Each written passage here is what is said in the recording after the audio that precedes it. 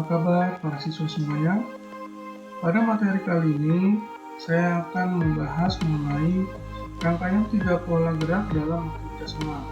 Sebenarnya video kali ini merupakan video lanjutan dari video saya yang sebelumnya. Bagi para siswa yang belum menyaksikan video saya yang sebelumnya, silahkan saksikan ya, ada linknya di atas pojok kanan atas dari video ini. Oke, lanjut saja. Untuk materi kali ini kita akan membahas rangkaian 3 pola gerak dalam makina senam yang akan kita jadikan sebuah rangkaian senam. Nah, di sini ada rangkaian gerak lokomotor, tolakan, dan mendarat, serta rangkaian gerak lokomotor, bertumpu, bergantung, mengayun, dan mendarat.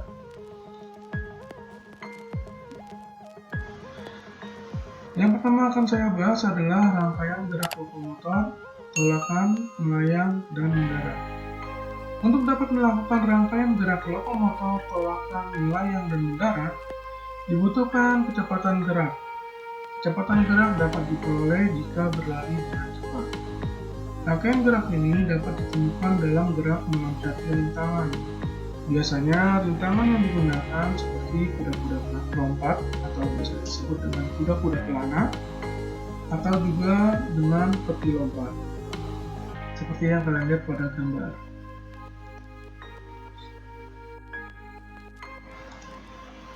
Tetapi kalian dapat menggantinya dengan menggunakan kursi, tentunya kursi plastik ya, atau kardus, ataupun benda lainnya yang dapat kalian temukan di rumah masing-masing. Namun, yang perlu diingat adalah kalian harus memastikan benda yang kalian gunakan aman untuk digunakan. Jadi jangan sembarangan alat ya, kalau misalkan benda yang tidak bisa memberikan keamanan untuk kalian, jangan digunakan ya. Nah, sini contohnya seperti kursi plastik atau kotak kardus. Di sini bisa kita gunakan sebagai halang rintangnya ya.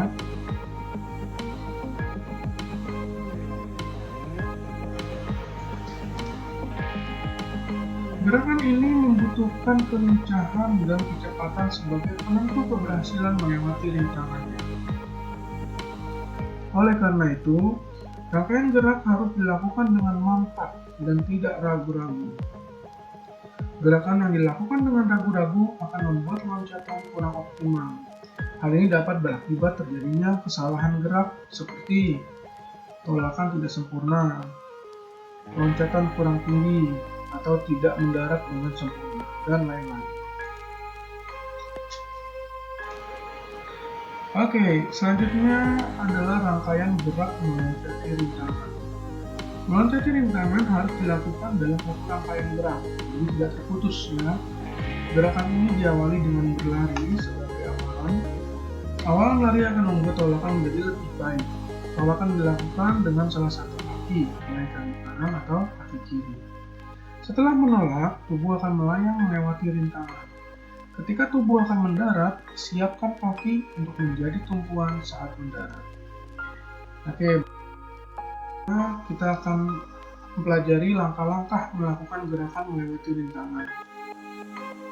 Seperti yang kalian lihat pada gambar ya, di sini digambar yaitu menggunakan peti lompat untuk halang rintangnya. Ya. Di sini ada gerak langkah, gerak tolaka, ada juga melayang di atas ya, kita di atas peti, lalu gerakan mendarat. Yang pertama, berdiri menghadap rintangan dengan jarak tertentu. 2. Segera berlari cepat dan badan tunduk ke depan. 3. Tolakan salah satu kaki sebelum melewati rintangan. Yang keempat, badan akan melayang dan melewati rintangan.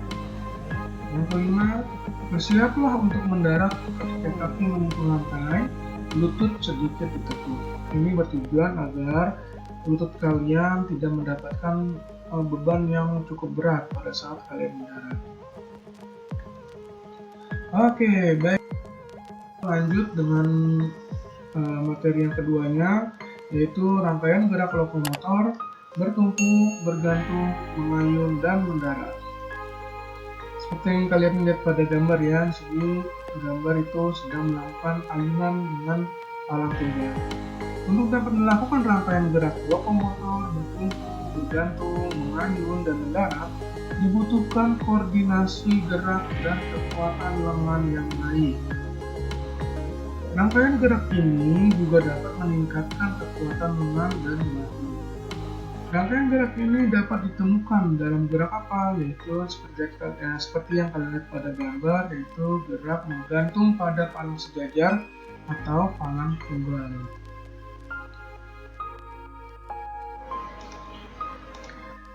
Untuk dapat menggantung pada palang tunggal dibutuhkan awalan dengan berlari cepat, berguna untuk mempersiapkan tubuh sebelum meloncat dan membuatmu dapat melakukan tumpuan dengan baik.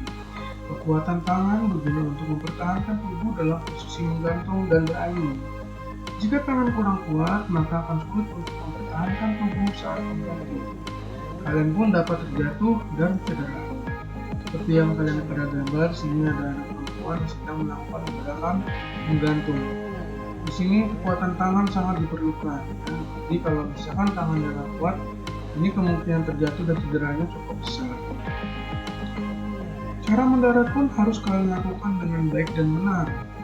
Kesalahan saat mendarat akan membuat kaki terasa nyeri dan sakit. Jadi bukan hanya menggantungnya saja yang harus bagus ya, tapi cara mendarat pun juga harus kalian perhatikan dengan baik. Oke, selanjutnya saya akan memberikan langkah-langkah melakukan gerakan menggantung pada palang tunggal. Nah, di sini kalian bisa lihat pada gambar ya, gerakan untuk melakukan gerakan menggantung pada palang tunggal. Yang pertama adalah berdirilah menghadap palang tunggal dengan jarak 3-4 meter. Yang kedua, berlarilah menuju palang tunggal dalam kecepatan sedang. Yang ketiga, saat mendekati palang, kedua kaki ditolakkan secara bersamaan. Yang keempat, saat menolak kedua tangan diangkat ke atas dan jari-jari tangan dibuka untuk meraih pegangan pada palang tunggal. Yang kelima, setelah memegang palang tunggal, ayunkan badan ke depan dan ke belakang. Yang keenam, ketika badan mengayun ke depan pada ayunan terakhir, pegangan dilepaskan. Badan pun akan melayang ke arah depan. Yang terakhir, ketujuh, kedua kaki dirapatkan dan bersiap untuk mendarat di lantai. Itulah cara atau langkah-langkah melakukan gerakan menggantung pada palang tunggal. Demikianlah materi pembelajaran pada hari ini. Semoga bermanfaat untuk para siswa dan para guru semuanya. Tetap jaga kesehatan dimanapun kalian berada, dan selalu berhati-hati dalam melakukan segala bentuk kegiatan olahraga. Dan yang paling penting yang harus kalian ingat adalah jangan lakukan materi ini tanpa adanya pengawasan dari orang tua dan tanpa adanya arahan dari bapak atau ibu guru. Terima kasih telah menyaksikan video ini. Semoga bermanfaat. Wassalamualaikum warahmatullahi wabarakatuh.